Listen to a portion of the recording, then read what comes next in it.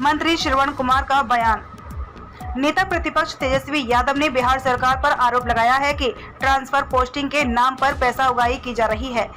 इस पर मंत्री श्रवण कुमार ने कहा कि सत्ता से जब लोग हटते हैं तो इसी तरह का आरोप लगाते हैं और जब सत्ता में चले जाते हैं तो उनके लिए इस तरह का आरोप बेबुनियाद हो जाता है।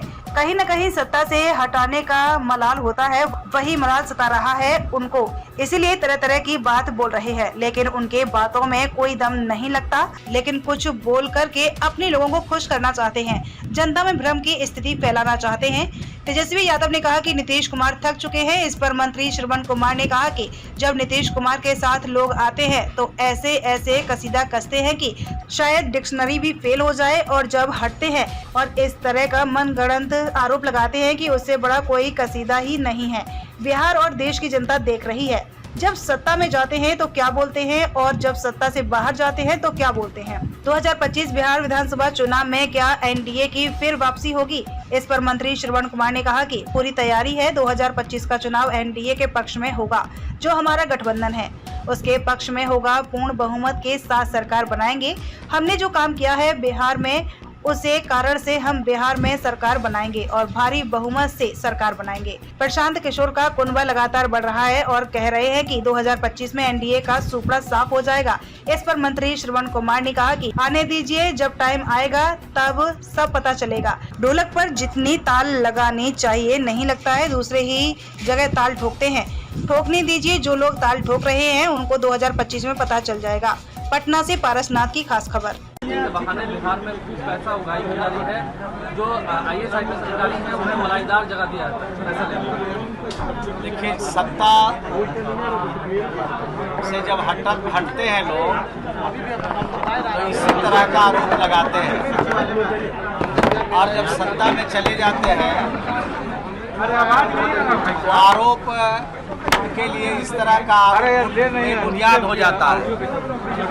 कहीं न कहीं सत्ता से हटने का मलाल तो होता है, अब वही मलाल सता रहा है उनको, तरह तरह की बात बोल रहे हैं, लेकिन उनके बातों में कोई दम लगता नहीं है।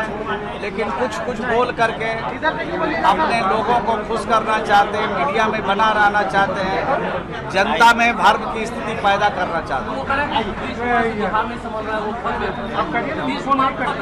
गया कल किया था, जब नीतीश कुमार जी के साथ लोग आते हैं तो बिल्कुल ऐसा कसीदा काटते हैं कि शायद डिक्शनरी भी फेल हो जाए, और जब हटते हैं तो इस तरह का मनगढ़ंत आरोप लगाते हैं कि लगता है कि उससे बुरा कोई कसीदा नहीं है। तो जब सत्ता हाथ से निकल जाती है तो इसी तरह की आवाज़ उनके मुंह से निकलता है।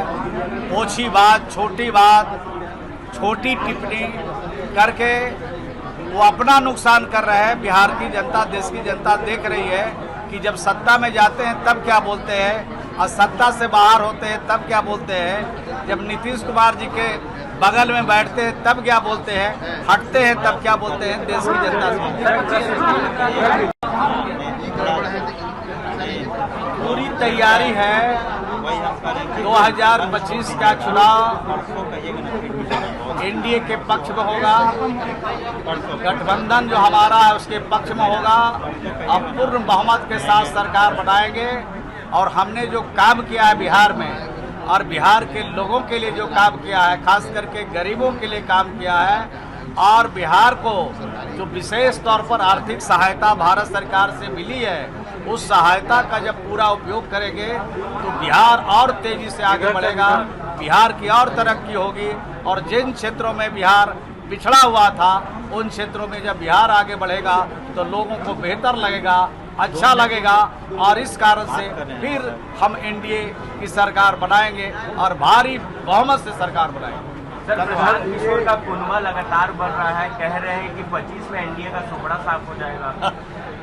आने दीजिए टाइम, जब टाइम आएगा तब सब पता चलेगा। ढोलक पर जितना ताल लगना चाहिए नहीं लगता है, दूसरे ही जगह ताल ठोकते हैं। ठोकने दीजिए, जो लोग ठोक रहे हैं ताल उनको 2025 में पता चलेगा।